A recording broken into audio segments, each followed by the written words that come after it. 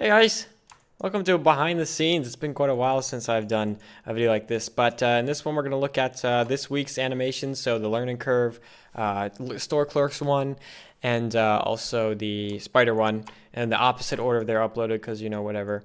But so here's the Store Clerks one. You can see how the guys here, talking about whatever. I changed their skin at the last second. It was like right before I was getting ready to render, I was like, They shouldn't be in their normal skins. They should be like store clerks. They fit in better. So I went and looked. The thing I found was like a Pokemon skin. It was like a Pokemon store clerk skin, and I just pasted that over top of their normal clothes. You can see their normal clothes still are there, but you just have the apron part over top of that, and then that makes it just look a little bit better. I also chopped off the sleeves and stuff. Oh, actually, yeah, they do have the shirts replaced and stuff, but just makes it a little bit more fitting, I guess. So they're talking. Playback's going to be super slow since smooth mesh is turned on for everything. But there wasn't anything too crazy in this scene. There is something pretty cool, which I'll show you in a second. But yeah, they just go through. It's pretty much your just run-of-the-mill animation stuff.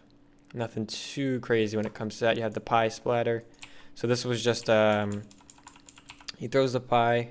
Get to the frame, and then the pie goes invisible. This pie goes invisible, and then I keyed these pie pieces, these little chunks of pie, to become visible, and then animated them to just fly all over the place for the pie splatter, I guess. I'm trying to think if there's anything too noteworthy when it comes to these. Yeah, I guess not. They just kind of go and do their thing. Walk up, Harold comes and is all proud and stuff, and then yeah, pies him in the face. It was the exact same simulation, or not simulation, I animated that, but it was the exact same thing, just copied and pasted from a different angle. For that, saved a little bit of time. Now the cool thing I want to say is this was the video you see is real time. It's like I mentioned I wanted to do this, so I tweeted about this a little while ago about how I wanted to create a video that was rendered on the GPU in real time, basically. Not real time, but pretty close to real time. And I've actually done quite a few animations over the past couple of weeks. I guess I'll let if you can pick them out. But if I go ahead and enable everything, let me actually get the camera up here. So this is the camera shot. I go ahead and enable all the fancy little features and stuff. You can see, if I jump to a frame, this is what the actual renderings more or less looked like. They were in a much higher resolution. They were rendered in 4K and then scaled down to get rid of anti-aliasing, or get to combat aliasing. And this particular video isn't the best representation of that. This one didn't turn out the best.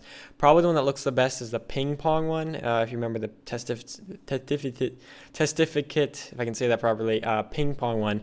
That one was a real time. That was done in real time. The rendering on that took a couple minutes, and that was it. So yeah, I guess you can judge how well it looks. This one turned out pretty good, but there's some shots like this one which don't look too great. But all in all, I mean, I guess it's pretty good for being real time.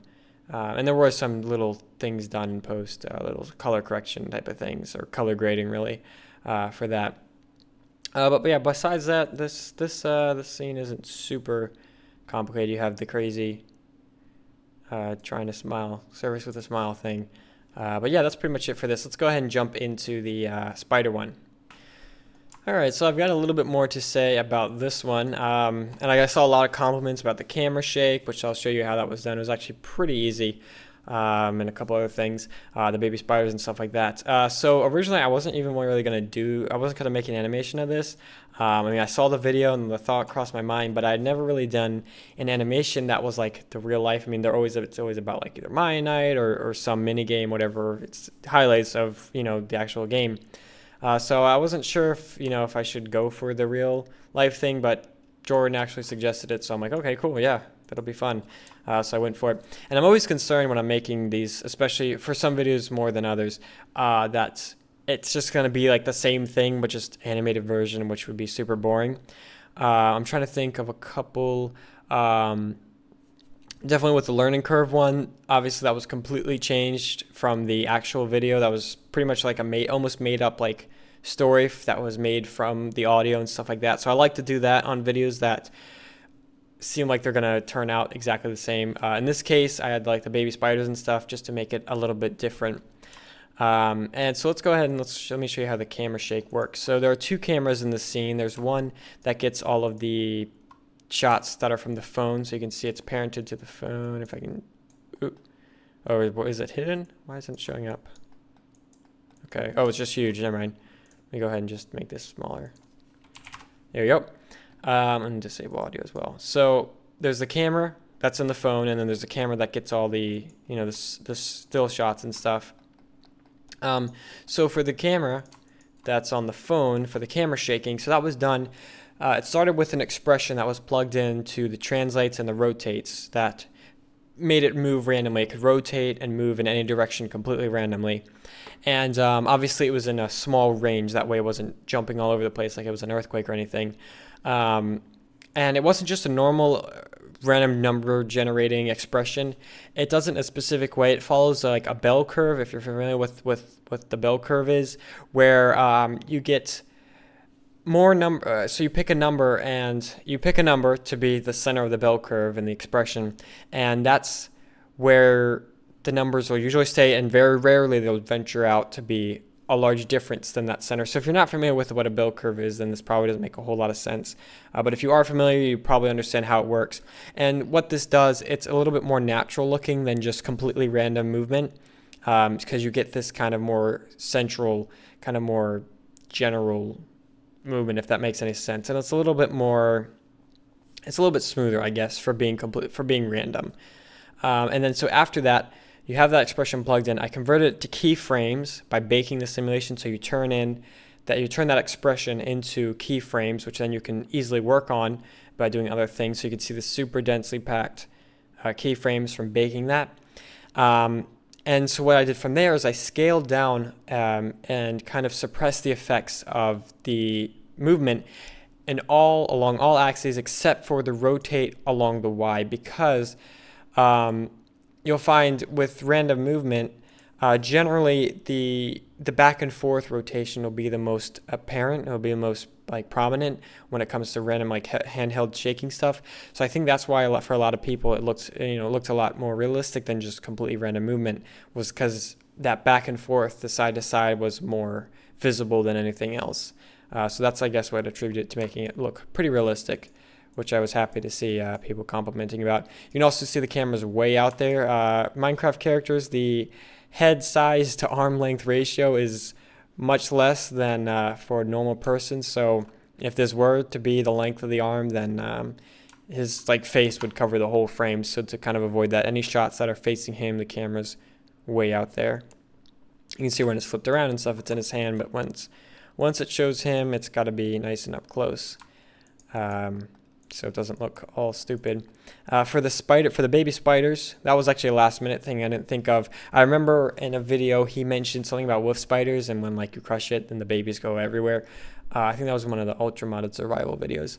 But that was kind of the inspiration, obviously, for this, having all the baby spiders go out. So after you get smashed by the box, actually that's way at the end here.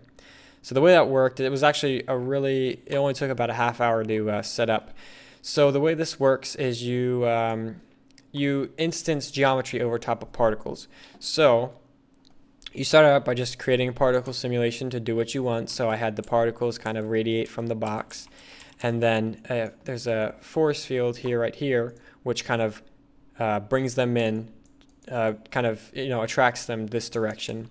So you can see they all go that direction, and afterwards they just completely fly off the map to fall inevitably. Actually, there's a death.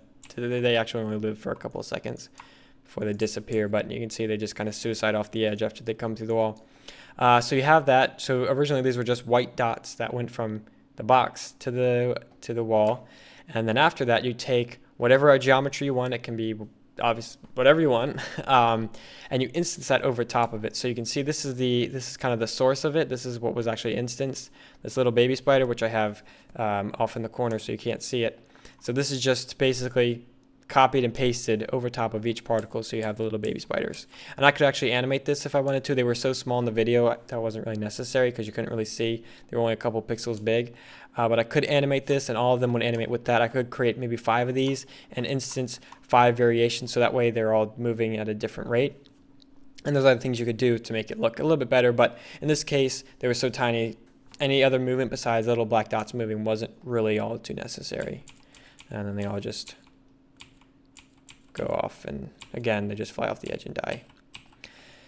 And I mean, that's I guess it for this was actually rendered through the mental ray renderer, so it took a couple of hours. It wasn't the real time, so it does look a little bit better than the real time if you look at it side by side. Also, this video, or the video through the camera, if you look real close, you can tell any shots that are from the camera are more noisy and have a little bit more motion blur to kind of mimic how the camera have a camera phone looks versus like an actual, I guess what this is supposed to be more of like an actual like cinema camera or whatever.